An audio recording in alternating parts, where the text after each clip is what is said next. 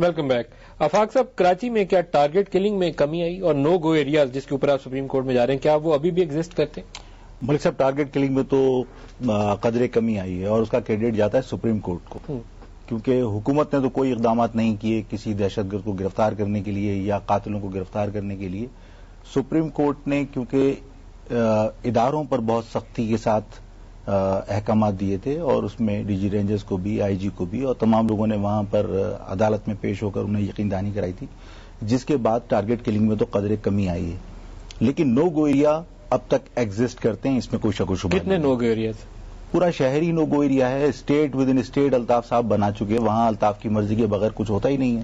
کیا یہ بتائیے گا, آفاق احمد اگر کراچی کے لوگوں کے لیے امن چاہتے ہیں تو کیا آپ اور ایم کیو ایم ہاتھ ملا سکتے ہیں اس مسئلے کے اوپر کہ کراچی میں اسلحہ نہ رہے اور کراچی میں نو گو ایریاز نہ رہیں؟ کیا آپ دونوں اکٹھے چل سکتے ہیں؟ دیکھیں ملک صاحب, الطاف صاحب سے ہاتھ ملانے کا جہاں تک تعلق ہے تو میں واضح طور پر کہہ چکا تھا کہ الطاف صاحب برطانیہ کا پاسپورٹ سرنڈر کر کے پاکستانی پاسپورٹ پر وطن واپس آ جائیں. وہاں ملک کے خلاف سازشیں کرنے سے بہتر ہے کہ ملک میں آ کے مہاجر عوام کے حقوق کے لیے اور ملک کی سلامتی کے لیے کام کریں. میں ان کو ریسیو کرنے ایئرپورٹ جاؤں گا, میں ان کے شانہ بشانہ کام کروں گا.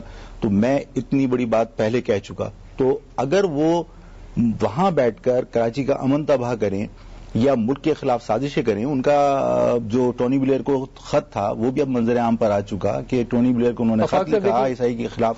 یہ الزامات آپ کے اوپر بھی ہیں جو سپریم کورٹ نے انویسٹیگیشنز کی, یہ اے این پی کے اوپر بھی ہیں, یہ پیپلز پارٹی کے اوپر بھی ہیں, اور M Q M Altaf Hussain صاحب والی جو جماعت ہے اس کے اوپر بھی ہیں. تو ہمارے لیے تو کورٹ کا آرڈر ہی اگر سب سے متبرک چیز ہے تو اس کے مطابق تو آپ چاروں پارٹیاں قصوروار تھیں کراچی کے حالات میں خراب کرنے میں.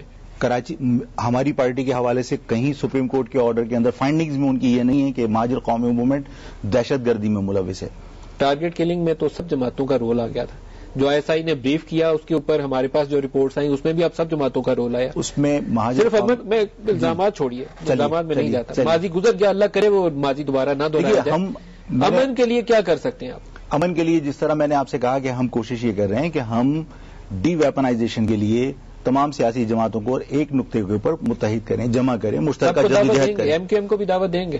میں تمام لوگوں کو جو ابھی تک میرے رابطے میں ہیں ان کو انشاءاللہ کسی وقت بھی ہم کسی ایک جگہ پر بلائیں گے اور ان لوگوں کے ساتھ ہم مشاورت کرنے کے بعد الطاف صاحب کو بھی دعوت دیں گے. کو ایگزسٹنس کے لیے سب کو بلائیے. دیکھیے کو ایگزسٹنس ہونی چاہیے, اس میں کوئی ہمیں انکار نہیں ہے, لیکن نا آپ بھی اور میں تو آج کی بات نہیں ہے. میں تو 92 میں جب ہمارے الطاف صاحب سے اختلافات ہوئے تھے اسی بنیاد پر کہ وہ ملک سے علیحدگی چاہتے تھے اور ہم نہیں چاہتے تھے, تو ہم نے یہ کہا تھا تمام مہاجر اکابرین سے, اور کچھ ایسے لوگ تھے جو متحدہ قومی موومنٹ اس زمانے میں مہاجر قومی موومنٹ تھی, الطاف صاحب کے رابطے میں تھے. ہم نے ان سے کہا تھا کہ آپ الطاف صاحب کو راضی کیجئے کہ جناب کلاشنکوف کا استعمال مت کیجئے, تحریر و تقریر کو اپنے لوگوں تک اپنا موقف بیان کرنے کے لیے اس کو ہتھیار بنائیے, کلاشنکوف کو ہتھیار مت بنائیے. صبح کورٹ میں کیا پرے کر رہے ہیں آپ؟ دیکھیے کراچی میں نو گو ایریا موجود ہیں. کراچی کے اندر جو صورتحال ہے وہ بالکل ایسی ہے جیسے وہ الگ اسٹیٹ ہے. یہاں آپ لوگ اسلام آباد میں ہیں, ممکن ہے اس کا اتنا احساس نہ ہو. شہر میں آپ الطاف کی مخالفت, اگر آپ کو پتا ہے کہ الطاف نے کوئی غلط اقدام کیا, آپ اس کا اظہار نہیں کر سکتے. سپریم کورٹ کیا کر سکتی ہے؟ سپریم کورٹ کو ظاہر ہم نے یہی ریکویسٹ کرنی ہے کہ آپ کو جو کچھ بتایا گیا وہ غلط ہے. میری اصل میں پٹیشن جو ہے وہ کنٹیمپٹ کی پٹیشن ہے. اس میں نے یہ کہا ہے کہ آپ کو دھوکہ دینا, عدلیہ کو دھوکہ دینا, جھوٹ بولنا عدلیہ سے, وہ بھی کنٹیمپٹ کے زمرے میں آتا ہے. 200 موٹر نوٹس کے تحت احکامات ہے, آپ کا کہنا ہے کہ اس کی کنٹیمپٹ ہو. صرف احکامات نہیں, آپ کی سندھ گورنمنٹ کے نمائندوں نے ہائی کورٹ میں بھی اور سپریم کورٹ کے سو موٹو جو کیس تھا جس میں کراچی کلنگ کے اوپر سو موٹو کا انہوں نے لیا تھا سپریم کورٹ نے, اس میں کہا نو گو ایریا ایگزسٹ نہیں کرتے. نو گو ایریا تو آج بھی ایگزسٹ کرتے ہیں. مثال کے طور پر میں جب جیل میں تھا اور مجھ پر نظر بندی کے احکامات صادر فرمائے سندھ گورنمنٹ نے, تو ہائی کورٹ میں ہم نے چیلنج کیا. ہائی کورٹ میں جب ہم نے چیلنج کیا تو ہائی کورٹ میں انہوں نے یہ کہا کہ سندھ گورنمنٹ کا میٹر ہے, سندھ گورنمنٹ ڈیسائیڈ کر لے گی. ہائی کورٹ نے انہیں 3 ورکنگ ڈیز دیے, جس کے بعد چیف سیکرٹری صاحب میرے پاس تشریف لائے جیل میں, اور انہوں نے مجھ سے ان گراؤنڈز پر بات نہیں کی جن گراؤنڈز پر مجھے نظر بند کیا گیا تھا. مجھ سے کہا گیا کہ آپ شہر سے باہر لاہور میں کہیں قیام کر لیجئے. تو میرا گھر حکومت نے نو گو ایریا بنا دیا. تو یہ الطاف کے مطالبے پر تھا. الطاف اپنے مخالفین کو اس شہر میں برداشت نہیں کر سکتا, اس نے اسٹیٹ کے اندر سیکرٹری کا اسٹیٹمنٹ تھا کہ آپ کراچی چھوڑ جناب ان ریٹرن موجود ہے. ان ریٹرن انہوں نے ہائی کورٹ میں جب یہ اپنے نظر بندی کے احکامات کو جسٹیفائی کیا, انہوں نے لکھا کہ میں نے آفاق احمد سے یہ بات کی، یہ سجیشن دی کہ وہ ملک شہر سے باہر آؤٹ آف کراچی کہیں اور قیام کر لیں، لیکن انہوں نے منع کر دیا۔ جسٹس شائق عثمانی صاحب، آپ کیا کہیں گے؟ سو موٹو نوٹس نے کراچی میں امن میں بحالی کی ہے، لیکن ابھی کی سچویشن کے اوپر کچھ رائے دیں گے آپ؟ دیکھیے، سو موٹو نوٹس کی وجہ سے کچھ فائدہ تو یقیناً ہوا ہے، چونکہ جتنے آرگنائزیشنز تھے، لا انفورسنگ ایجنسیز، ان کو اسٹرکٹ انسٹرکشنز آ گئی کہ وہ اپنا کام صحیح کریں، اور لیکن کوئی خاطر خواہ فرق نہیں پڑا، چونکہ ابھی تک کراچی کی سیکیورٹی کی سچویشن خراب ہے۔ ٹھیک ہے، ٹارگیٹ کلنگ شاید نہیں ہو رہی ہیں یا اتنی نہیں ہے جتنی کہ پہلے ہوتی تھی، لیکن بہرحال سیکیورٹی سچویشن بہت خراب ہے۔ کراچی کا پرابلم صرف یہ ہے کہ یہاں پر بے انتہا اسلحہ موجود ہے، تقریباً ہر ایک کے پاس اسلحہ ہے یہاں پر، اور یہاں تک کہ اب آپ دیکھیں جو نیو ایئرز کے ڈے پر کتنی فائرنگ ہو رہی تھی، کہاں سے وہ اسلحے تھے۔ تو میرے خیال میں کراچی کا سولوشن یہ ہے کہ ایسا یہاں پہ ایک قانون بنایا جائے کہ کوئی بھی آرمز کیری نہیں کر سکتا، اور اگر کوئی کیری کرتا ہے تو ہی should be shot on site. اگر آپ یہ اس قسم کا کوئی قانون نافذ کر دیں تو یقیناً سچویشن بہت بہتر ہو سکتی ہے۔ سر، ویپن فری ہم کیوں نہیں کر سکتے؟ سر، ویپن فری سٹی کیوں نہیں ڈکلیئر کرتے؟ جی، weapon free city, D weaponised کے لیے ویپن فری سٹی کیوں نہیں ڈکلیئر کر دیتے کراچی؟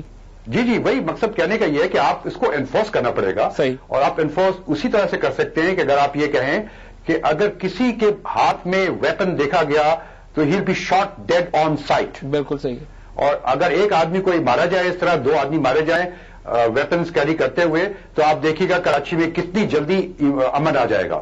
تو بیسک یہ چیز ہے۔ دوسرے یہ کہ یہاں پر لیک آف گورننس ہے، یہاں پر کوئی گورننس سرے سے ایگزسٹ کرتی نہیں ہے اس شہر کے اندر۔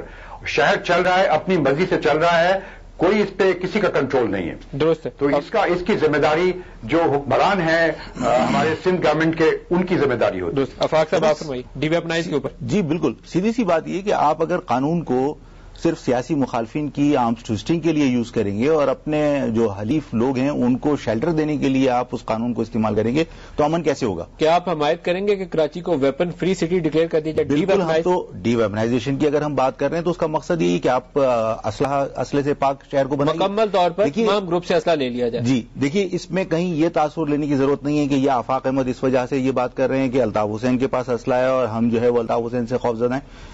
ایکچوئل پوزیشن یہ ہے کہ یہ پاکستان کا اکنامیکل ہب ہے کراچی، پورے پاکستان کی بقا کا معاملہ ہے۔ یہ کہہ دینا کہ پورے پاکستان کو ڈی ویپنائز کیجیے، یہ ایک مشکل کام ہے، لیکن ہمیں پرائرٹیز طے کرنی ہوگی کہ پورا پاکستان سفر کر رہا ہے کراچی کے اندر جو صورتحال ہے۔ اگر کراچی کے اندر آپ ڈی ویپنائز کر کے پیس قائم کرتے ہیں تو یہاں فارن انویسٹمنٹ بھی آئے گی اور جو کیپٹل آپ کا یہاں سے جا رہا ہے وہ رکے گا۔ اس شہر کے اندر ملک صاحب، اگر یونیورسٹی کے اندر 80% لڑکیوں کی انرولمنٹ ہے اور وہاں ہمارا یوتھ نہیں جا رہا، وہ خوف کی وجہ سے نہیں جا رہا، اس لیے کہ وہاں اسلحہ، وہاں اسٹوڈنٹ ونگ کے پاس اسلحہ ہے اور لوگ وہاں نہیں بیچتے، تو کیا کل یہ لڑکیاں اس قوم کا بوجھ اٹھائیں گی؟ یہ ساری صورتحال ہمارے لیے پریشانی کے پروگرام کے بالکل اینڈ پہ آ گیا ہوں، لیکن کورٹ سے زیادہ میرے خیال میں آپ سیاسی لوگ ہیں جو آپ انیشیٹو کی بات کر رہے ہیں کہ سیاسی جماعتوں پہ بات کریں گے، ساری سیاسی جماعتوں کو ایک پلیٹ فارم پہ اکٹھا کر کے اس پہ سب سے رضامندی لے لیں کہ کراچی کو اسلحہ سے پاک کرنا ہے۔ جو نہیں کرے گا سائن اس پہ، وہ سب کے سامنے آ جائے گا۔ دیکھیے، صرف سائن کرنے کا معاملہ نہیں ہے، اس میں مطلب آپ کی ول کے اوپر پارٹی سائن کرے گی، ایم کیو ایم سائن کرے گی، این پی سائن کرے گی، پیپلز پارٹی اور متحدہ قومی موومنٹ تو وہ جماعتیں ہیں جنہوں نے اسلحے کے لائسنس تھوک کے حساب سے جاری کیے ہیں۔ دیکھیے، کہیں کوئی آپ نے اس کا معیار قائم نہیں کیا، آپ نے جو اس کے جو ریکوائرمنٹس تھی وہ آپ نے پوری نہیں کی، آپ نے تمام کرمنلز کو سیاسی بنیاد پر اسلحے کے لائسنس جاری کر دیے۔ جسٹس عثمانی صاحب ٹھیک کہہ رہے ہیں نا کہ آپ اسے ڈکلیئر کر دیں، جس کے ہاتھ میں بندوق نظر آئے پہلے اسے جس کے ہاتھ میں بندوق نظر آنے کی بات ہی نہیں، بات یہ ہے کہ آپ نے اسلحے کے جو لائسنس جاری کیے ہیں وہ بھی کینسل کیجیے، اس لیے کہ آپ لیگل اسلحے کو آپ یہ کہیں کہ وہ لائسنس یافتہ ہے۔ جناب، ایک ایم این اے کو اگر آپ نے 100 لائسنس جاری جب آپ ویپن فری ڈکلیئر کریں گے تو پھر لائسنس کا ایشو نہیں رہے گا، پھر آپ ویپن فری ہو جائیں گے، ویپن ختم کرنا پڑے گا۔ ویپن ختم کیجیے، اس لیے کہ یہ شہر، صرف ہم شہر کے امن کی بات نہیں کر رہے، یہ شہر کا امن ملک کے لیے ضروری ہے۔ آفاق صاحب، پروگرام کا وقت ختم ہو گیا، آپ کا بہت شکریہ، آپ تشریف لائے آج ہمارے پاس۔ آفاق احمد صاحب چیئرمین ہے مہاجر قومی موومنٹ کے، اور کراچی سے جسٹس شائق عثمانی صاحب، آپ کا بھی بہت شکریہ۔ ایک اپ ڈیٹ ہے، ایک جوڈیشل آفیسر کے حوالے سے بیان اس وقت چل رہا ہے، ڈیٹیلز ابھی زیادہ نہیں آئی، لیکن کہا یہ جا رہا ہے سپریم کورٹ کی جانب سے کہ جو چیف الیکشن کمشنر کا بیان آیا وہ حقائق کے منافی ہے۔ تفصیلات مزید آئیں گی تو آئندہ پروگرام میں آپ سے شیئر کریں گے۔ آج کے پروگرام سے ندیم ملک کو اجازت دیجیے، خدا حافظ۔